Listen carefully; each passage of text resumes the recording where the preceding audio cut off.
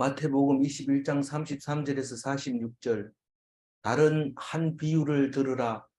한 집 주인이 포도원을 만들어 산 울타리를 두르고 거기에 적지 않은 틀을 만들고 망대를 짓고 농부들에게 세를 주고 타국에 갔더니 비유를 또 다른 비유로 이렇게 듭니다. 내일 가면 또 다른 비유를 들게 되는데 오늘은 포도원 주인을 모르는 농부가 있어요.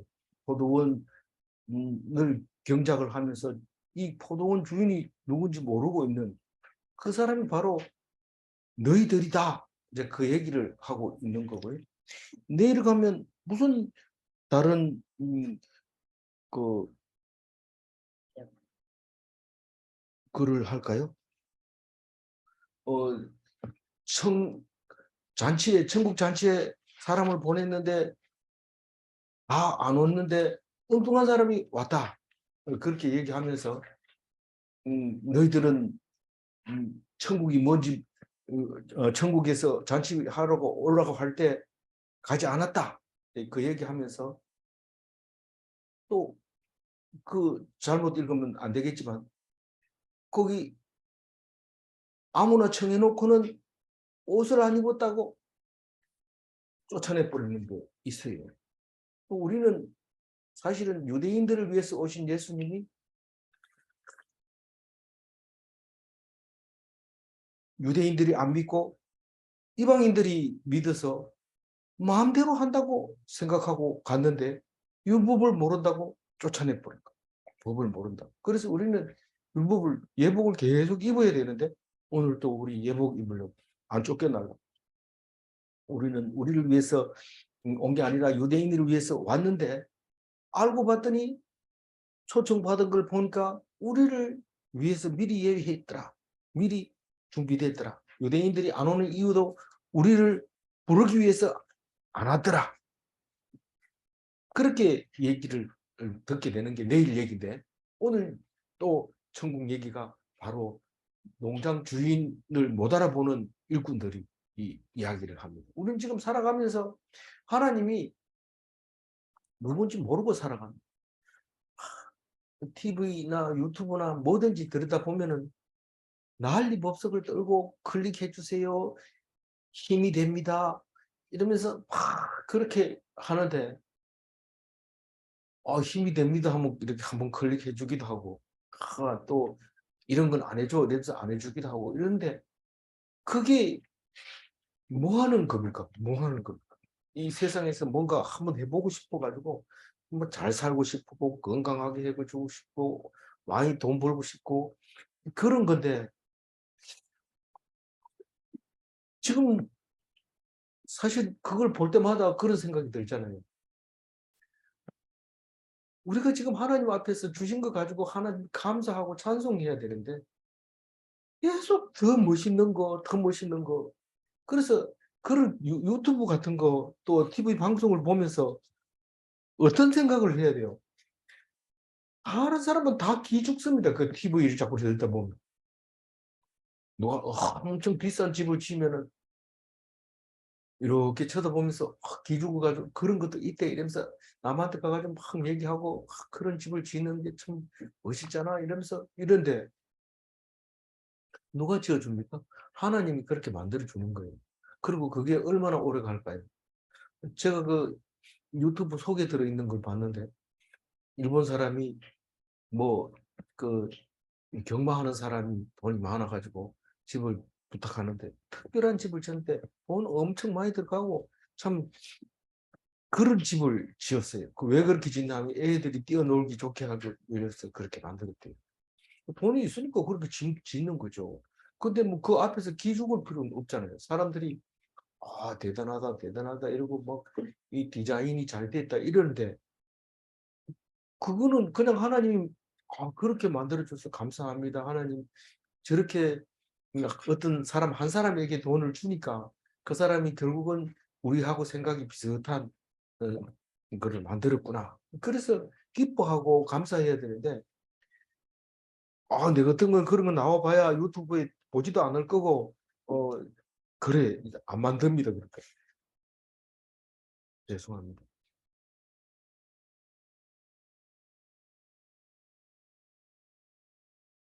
그래서 성경 말씀을 부지런히 읽으면은 주인이 누군 줄 알면은 그럼 또 없고 돈 많다고 자랑할 것도 없고 훌륭하다고 자랑할 것도 없고 건강하다고 폼 잡을 것도 없고 오래 산다고 자랑할 것도 없고 그런 걸 알 수 있어요. 뭐, 뭐 똑같아. 오래 사나 건강하나 공부 잘하나 돈 많으나 잘생기나 똑같아. 하나님 앞에서는 똑같아. 괜히 기죽어서 주눅 들고 속상하고 그게 다 세상 하나님을 주인을 몰라서 그런데 오늘 주인 모르는 사람은 어떤지 그 비유를 말하고 있는데 한 집 주인이 포도원을 만들어서 울타리를 두르고 포도즙 짜는 틀을 만들고 망대를 짓고 농부들에게 새로 주고 타국에 갔더니 뭐 이야기 배경은 뭐 다른 걸 보면 그때 배경 주석을 보면 뭐 로마에 갔다 온 그 왕이 갔다 온 얘기들 하기도 하고 뭐 여러 가지 이야기를 하지만 뭐 그게 중요한 게 아니에요. 산 울타리를 두르고 즙을 짜는 틀을 만들고 망대를 짓는 그게 중요한 게 아니고 지금 네가 하고 있는 일의 주인이 누군지 그걸 말하려고 지금 예수님이 말하고 있잖아요. 포도원은 누굽니까? 세상 우리들을 말하고 있는 농부는 누굽니까? 하나님의 백성이죠. 하나님의 백성. 하나님이 하라고 하는 맡겨놓은 일을 하는 우리 백성이 농부들이잖아요. 타국에 갔더니 왜 타국으로 가요? 같이 농사 짓는 거 제대로 짓나 안 짓나 이렇게 바라보고 있지 왜 타국으로 가요? 봐야 될 일이 있으니까요. 옛날에 우리 아버지는 볼일 보러 많이 갔어요. 갔다 오면 뭐 꽃감도 넣어가지고 오고 그렇게 해서 근데 타국으로 갔어요. 갈 수밖에 없어요. 그 이게 뭔 말입니까? 우리에게 자유의지를 준 거예요. 하나님이 없이도 우리 마음대로 하나님이 우리에게 네가 내 대신에 일을 해라. 다시 말해서 대리 통치자를 준 거예요. 아들도 주고 딸도 주고 일자리도 주고 남편도 주고 아내도 주고 그 준 건 자유의지를 준 거예요. 타국에 갔어요. 지금 함께 하지 못해요. 우리가 알아서 해야 돼. 언제? 하나님 만날 때까지. 그렇게 우리가 해야 돼요. 그 얘기를 지금 하고 있는데 어떻게 합니까? 34절. 열매 거둘 때가 가까우매 그 열매를 받으려고 자기 종들을 농부들에게 보낸다. 그럼 이거 뭐 남의 얘기 하듯이 읽으면 안 돼요. 뭐 농부 주인이 뭐 열매 추수 때 가가지고 추수 때 가가지고 얼마 받아 오겠지.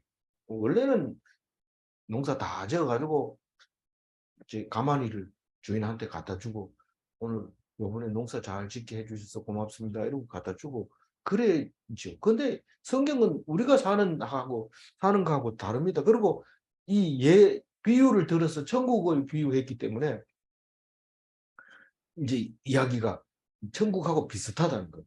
열매 거둘 때 이렇게 말하는 것보다 뭐라고 해야 돼요? 추수 때에 이런 말을 하면 돼요. 그건 뭐, 추수, 뭐, 어, 포도 따는 걸 추수라고 이렇게 얘기하기가 좀 그렇잖아. 그래서 열매 거둘 때, 추수는 가을에 하고 포도는 가을 이전에 하잖아. 뭐 이래가지고 이제 이렇게 번역을 했지만 사실은 추수 때, 우리 추수 때 이름 뭐가 생각나요? 우리가 기다리고 있는 그 날이 생각나요. 심판의 날, 마지막 날, 하나님이 네가 살았는 거 결산해보자. 그렇게 내놓고 말할 때 그 날이 이제 돼가지고 그 열매를 받으려고 아니라 농사 지은 거를 받아야죠. 나머지는 열매 받은 건 다 내고 돈만 받아. 이제 인건비. 지금 현재는 그래요. 지금 현재는 그 옛날에는 돈이 없으니까 농사를 지어가지고 얼마를 떼가지고 주인한테 주는 거지만 지금 이 상황에서는 전부 통째로 들여놓고 1년 동안 일했는 사람에게만 돈을 이렇게 주는 그런 방식으로 이제 생각을 하고 이제 읽으면 되죠. 그래서 종들을 농부들에게 보내니 자기 종들을 농부들에게 보내니 이 자기 종들이 누굽니까? 하나님의 천사 심부름꾼 또 그렇게 말할 수도 있지만 또 하나님이 보낸 선지자일 수도 있어요. 뭐 어쨌거나 종들을 보냅니다. 그걸 받아와라. 35절. 농부들이 종들을 잡아 하나는 심히 때리고 하나는 죽이고 하나는 돌로 칠 거늘. 이것을 볼 때, 이 35절을 볼 때 이 자기 종들을 농부에게 보낸 이 종들은 천사가 아니라 선지자라는 것을 알 수 있습니다. 시간이 길면은 천사가 아니고 시간이 길면은 사람을 보냈죠. 짧으면 천사들이 가서 빨리 해결하고 오는 거지만 이 길면은 선지자를 보내서 이제 그 결산을 하게 됩니다. 그런데 종들을 잡아서 하나는 심히 때리고 하나는 죽이고 하나는 돌로 쳤다는 것은 이 하나님의 말씀을 선포하는 거죠. 너희들 결산해라. 너희들이 지금 그렇게 하면 안 된다. 나중에 보면 열매가 뭔지를 알아요? 우리 열매가 뭘까요? 열매는 뭘까요? 선지자가 와가지고 말하는 게 열매인데 선지자가 뭐를 말해요? 우리들에게 뭘 요구해요? 겸손해져라. 스스로 낮아져라. 어린아이와 같이 되라. 그리고 어린아이를 영접해라. 그게 선지자가 하는 말이잖아요. 그게 열매잖아요. 그 열매를 원하는 건데 그 긍휼을 원하는 건데 불쌍히 여기는 것을 원하는데 자기들이 제사를 챙겨가지고 제사를 드리려고 하는 거죠. 자랑하고 폼 잡고. 제사는 거의 대부분 자랑이죠. 네가 제사장이니까 소를 잡고 네가 족장이니까 송아지를 잡고 이렇게 제사 지내는 그 폼만 잡는 거죠. 굉장하죠. 그거를 그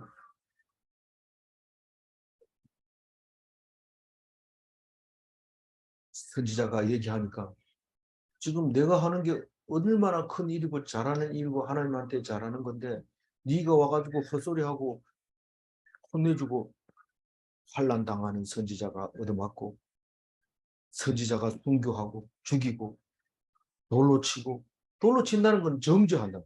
죄를 딱 정해놓고 신성모독죄.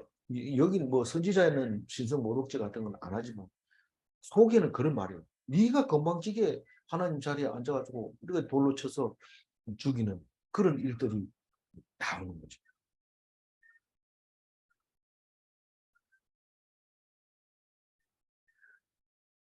우리는 하나님을 안다면 순종을 해야 되는데 그게 아니고 자기 생각대로 하는 거죠. 왜 그렇게 종들을 잡아서 힘을 때렸을까요? 젊으면 저기 마음에 안 들잖아요. 열매를 내놔라. 우리가 얼마나 애를 써서 만든 건데 네가 왜 내놓으라고. 사실은 열매는 그게 아니. 우리가 말하는 열매는 겸손하고 순종하고 긍휼을 이렇게 얘기하는 건데 그거는 이제 나중에 비교할 때 그런 말을 하지만 지금 이 이야기 속에서는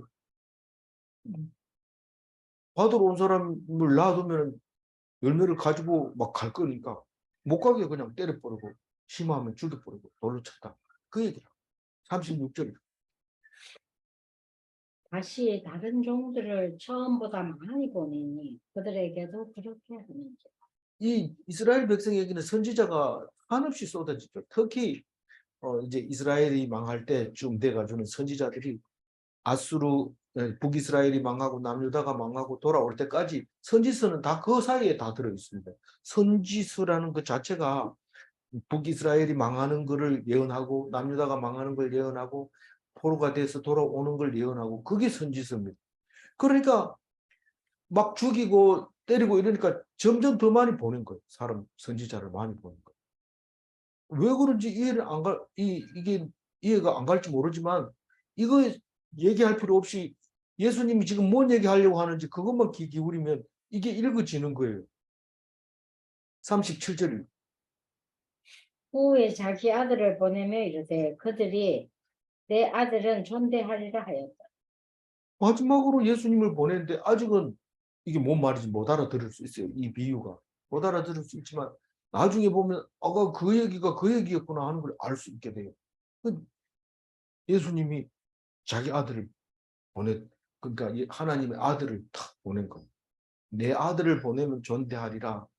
그렇게 생각하고 보냈다는 거예요.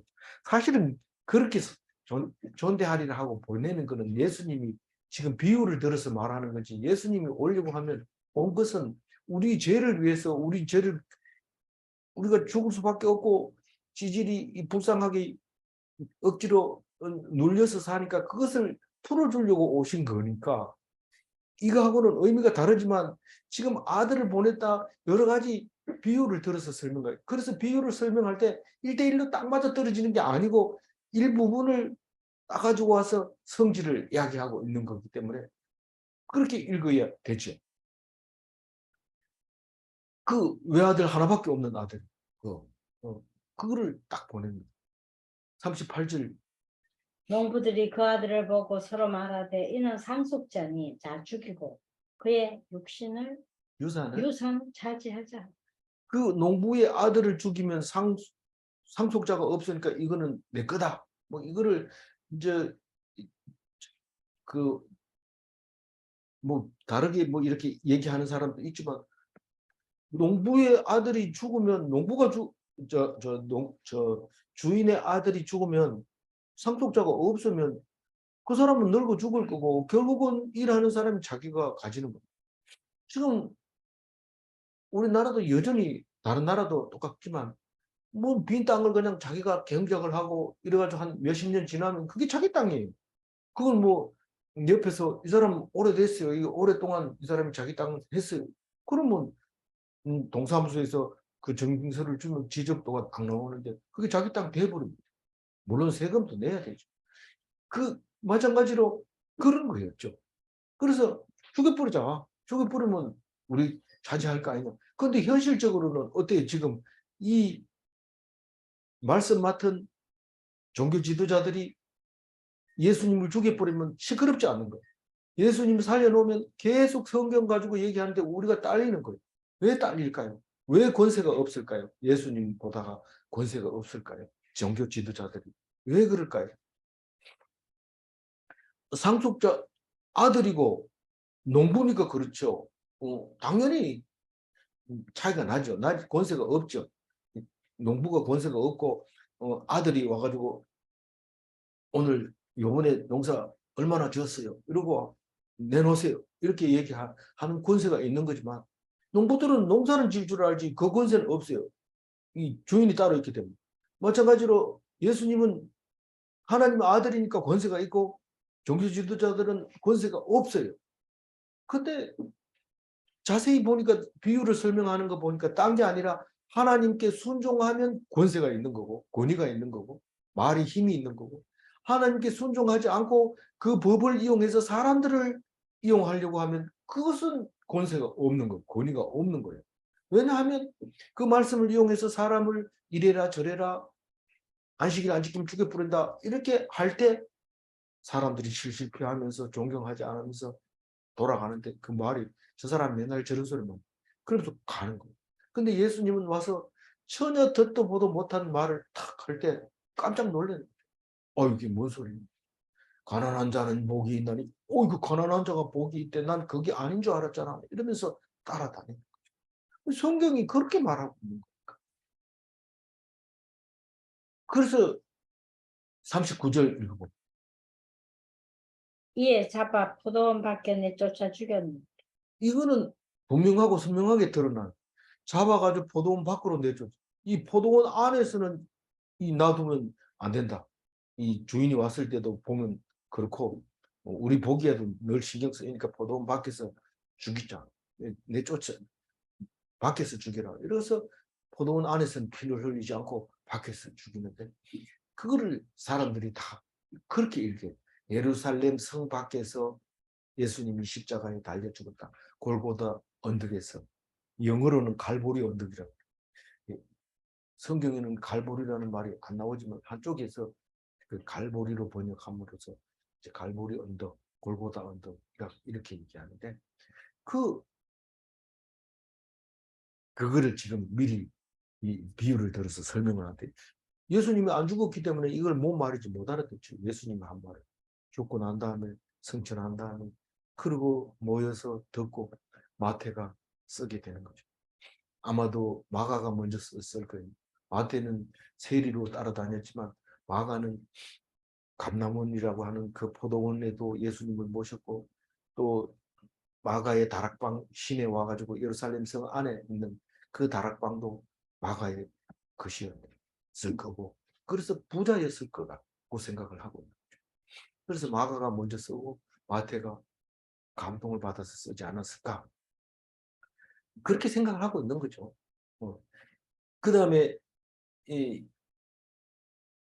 누가는 사도행전 앞에 쓴 거니까 사도행전을 누가복음 제2 누가복음이라고 하기도 하고 누가복음을 제1 사도행전이라고도 하고 뭐 이렇게 말하기도 하는 걸로 보면, 우리는 네 가지의 그 복음서가 있지만 분명하고 확실하게 구별되어지는 것을, 메시지를 전할 때 달라지는 것을 기억하면서 읽을 수 있을 거예요. 비슷비슷하니까 똑같은 거 왜 얘기하나 이러지만 사람이 다르게 다른 방향으로 우리가 얘기하고 있는 것을 볼 수 있습니다.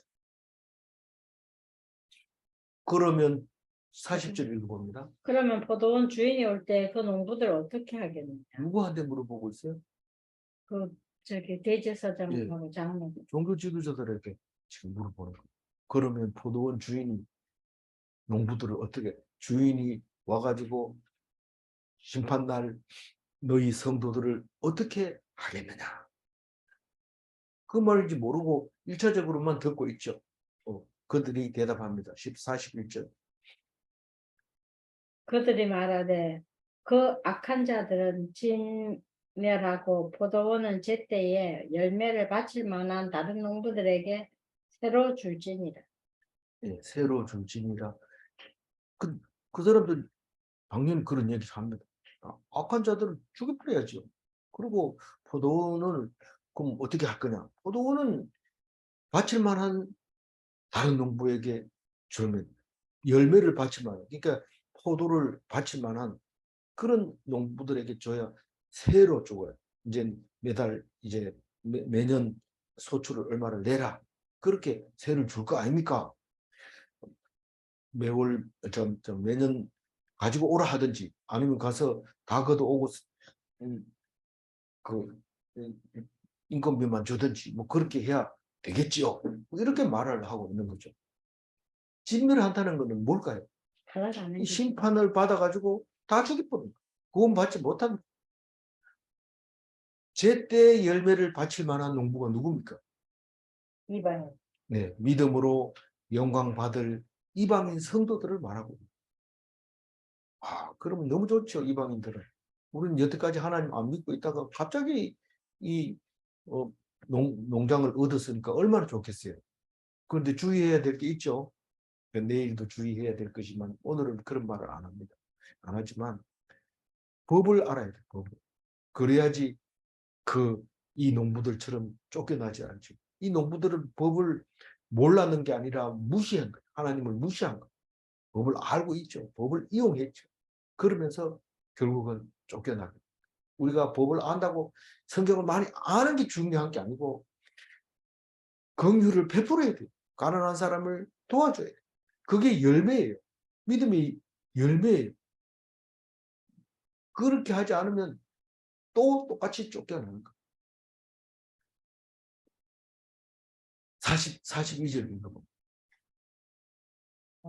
예수께서 이르시되 너희가 성경의 건축자들이 버린 돌이 모퉁이의 머릿돌이 되었나니 이것을 주로 말미암아 된 것이요 우리 눈에 기이하다 함을 읽어본 일이 없느냐? 예수님에 대해서 어떻게 표현한 게 좋겠느냐? 예수님은 계속 얘기를 하고 있지만 아들이 주인의 아들이다 뭐 이렇게 여러 가지 비유를 하고 있지만, 예수님은 가장 멋진 표현이 바로 건축자들의 버린 돌입니다. 이 건축자들이 누굴까요? 이스라엘 백성이죠. 민족이죠. 자기 및 동족이죠. 동족 예수를 버린 거예요. 건축자들이 이렇게 보면 돌을 사각이 진 걸 제일 좋아합니다. 건축자들은. 왜냐하면 돌을 쌓고 그 위에 또 돌을 얹고 또 그 위에 나무를 얹기도 하고 돌을 얹고 이렇게 하기 때문에 그 그 모퉁이 돌은 뭐 삼각형이 졌다든가 뭐 삐죽하다든가 이런 게 모퉁 쓸모 없어서 버려버리면 나중에 집을 다 짓고 나면 그 머릿돌 이래가지고 삼각형으로 깎아가지고 무슨 교회 무슨 이런 식으로 적어 놓죠. 그러면 보통은 그, 그 머릿돌에다가 언제 지었고 누가 지었고 뭐 이런 걸 써놓기도 하고 또 뭐 교회 머릿돌 같으면 그 머릿돌 밑에다가 이제 성경책을 지은 사람이 사용하던 성경책이나 짓다가 죽은 사람을 기리기 위해서 뭐 넣어놓기도 하고 뭐 그런 중요한 것. 사실 머릿돌이 건물이 가장 중요한 것. 만약에 폭격을 맞는다든가 누가 철거하고 난 다음에 그 위에 집을 짓는다 할 때 다른 거 찾지 않고 머릿돌만 찾으면 됩니다. 그러면 이게 터가 몇 평이었고 누가 지었고 이게 딱 나오니까요. 그래서 가장 귀한 돌이 돼버렸는데 그 머릿돌이라고 표현을 했지만 다른 성경에는 뭐라고 했을까요? 이 내가 한 시원에 한 돌을 두노니 이 돌을 믿는 자는 핍절치 않고 이것을 믿지 않는 사람은 걸려 넘어진다고 이렇게 했어요. 멋진 표현이에요. 정말 멋진 표현인데 이게 그냥 어디서 나온 걸까요? 시편 118편 22절 한번 읽어볼까요? 건축자가 버린 돌이 진 모퉁이의 머릿돌이 되었나니 이는 여호와께서 행하신 것이요 우리 눈에 귀한 바로다.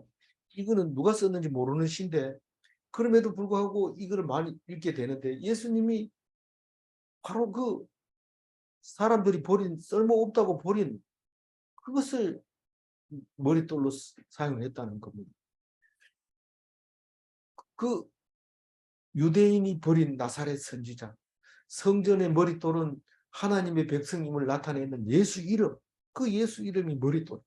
우리 네가 성전이라면서 성전이면 머릿돌이 있어야지 머릿돌이 있지 머릿돌을 뭐라고 써놨는데 예수 예수 우리는 예수의 성전 예수를 나타내는 성전 귀한 일이 뭡니까? 이상한 귀한 일이 이상한 일이죠. 뭘까요? 죽어야 다시 사는 귀한 일.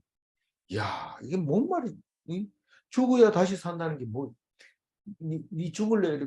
좋지. 왜? 죽어야 다시 사니까. 안 죽으면 안 되나? 죽어야 사. 그래도 죽으라고 건강하고 싶어가지고 그렇죠. 왜 그랬는데? 안 죽을래. 안 죽는 사람 누가 있나? 그래도 살 동안은 건강해야지. 살 동안에 건강하면 죽을 때는 다 아프고 죽지. 그냥 건강하게 죽는 사람 없어요. 건강하게 죽는 거는 예수님밖에 없어요. 돌에 맞아 죽는 건데. 그래 건강하게 죽는 거는 병원 가기 전에 돌에 맞는 거야. 그게 제일 좋은 말이지. 누가 나를 돌로 치겠어요? 그럼 참아야죠. 병 들면 참아야죠. 언제까지? 하나님이 데려갈 때까지. 그럼 병원에 가지 말라는 말이냐? 가지 말라는 얘기 아니라 그걸 낳으려고 애를 쓰고 막 죽으려고 이러면 하나님이 더 빨리 데리고 그런 경우를 많이 봤기 때문에 제가 하는 소리입니다. 괜히 치료하는 사람이 상처 있게 그런 얘기 하지 마세요. 이러면 뭐 제 말을 듣는 사람 중에는 없을 거라고 생각하고 얘기하는 거. 43절 이거. 그러므로 내가 너희에게 이르노니 하나님의 나라를 너희는 빼앗기고 그 나라의 열매 맺는 백성이 받으리라. 열매 맺는 백성은 누가 말한 거예요? 아까 종교 지도자들이 얘기를 한 거죠. 열매를 제때 바칠 사람에게 줘라 이랬잖아요. 그 열매를 제때 바칠 사람은 열매를 맺는 백성이잖아요. 그 누구예요, 그게? 유대인일 수도 있어요. 그러나 유대인이라고 다 가는 천국이 아니라 개종해야 되죠. 어, 믿지 않는 사람은 회심을 해야 되고 믿는 사람은 유대인은 개종을 해서 예수를 믿었을 때 천국을 얻게 되는 거죠. 그래서 하나님 나라를 너희는 빼앗기고 갑자기 비유를 들어서 설명하다가 갑자기 너희들 이러면서 그 종교 지도자들 보고 손가락질하면서 너희들이 하나님 나라는 빼앗기고 이렇게 얘기를 하니까 죽이고 싶어요? 안 죽이고 싶어요? 당연히 죽이고 싶겠죠. 이제 잡으려고 합니다. 이제 공격적으로 잡으려고 합니다. 이게 지금 무슨 요일이에요? 어제 묵상할 때가 수요일이었어요. 화요일이었으니까 지금 수요일인지 화요일인지 예, 잘 모르지만 하여튼 그 말을 하고 있는 이야기입니다. 근데 44절 한번 읽어봐요. 이 돌 위에 떨어지는 자는 깨어지겠고 이 돌이 사람 위에 떨어지면 그를 가루로 만들어 흩어리라. 이렇게 사람이 높은 데서 돌 위에 떨어지면 박살이 나는 거죠. 그래서 이 예수님을 대적하면 상대하면 죽습니다. 박살납니다. 예수님의 대적, 저 그리스도 이런 사람들이 돌 위에 사람이 이 돌이 사람 위에 떨어지면 돌이 무슨 사람 위에 떨어지거나 돌을 던지면 떨어질 수도 있죠. 높은 망대에서 돌을 떨어뜨려서 죽은 사람 있죠. 그 사무엘 하에 나온 거, 상에 나온 거요. 그 밑에 성을 그 망대를 점령하려고 들어가다가 성 위에서 돌을 떨어뜨려서 맞춰가지고 그만 죽는 그런 일이 생기는데 돌이 사람 위에 떨어지면 무슨 말이에요? 심판받으면 하는 예수님이 오시면 예수님은 언제 오십니까? 재림 예수님 오시죠. 심판받는 거죠. 그때 지금 예수님이 하는 말이지만 우리는 그것을 그렇게 말씀하시고 있는 것을 다 알고 있습니다. 45절 대제사장들과 바리새인들이 예수의 비유를 듣고 자기들을 가리켜 말씀하신 줄 알고 그래 너희는 빼앗기고 이렇게 했는데 그걸 못 듣는 사람이 어디 있어요? 그걸 알죠.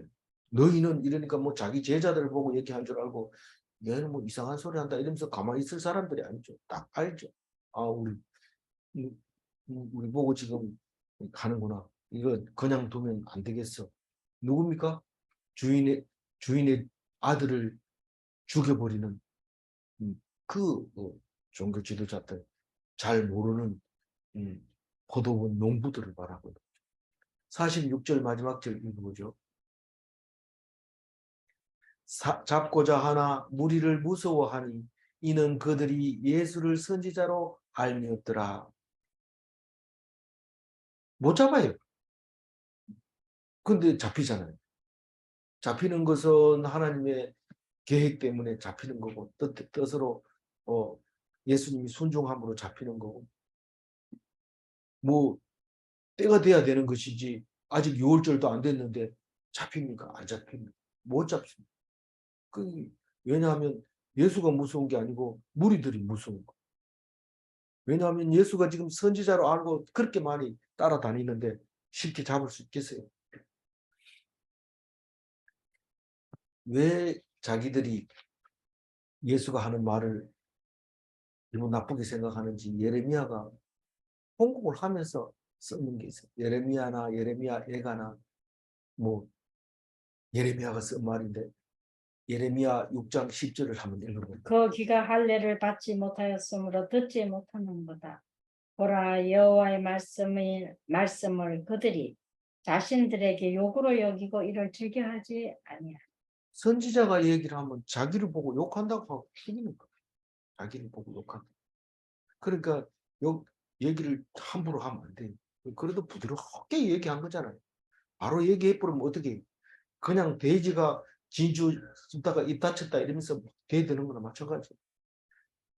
할례 받지 못했다는 게 뭡니까? 우리는 할례를 안 하잖아요. 근데 할례는 말씀 거듭나는 거죠. 내가 하나님으로 백성으로서 귀를 씻고 말씀을 들어야 되는데 말씀을 안 듣고 사람 목소리만 들으니까 완전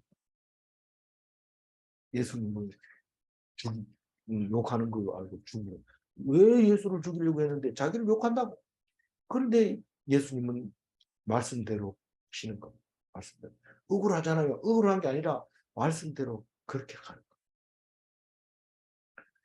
이 사람들이 말에 대해서 정확하게 표현한 게 있는데 그게 마태복음 23장 30절입니다. 아직 묵상을 안 했지만 한번 읽어볼게요.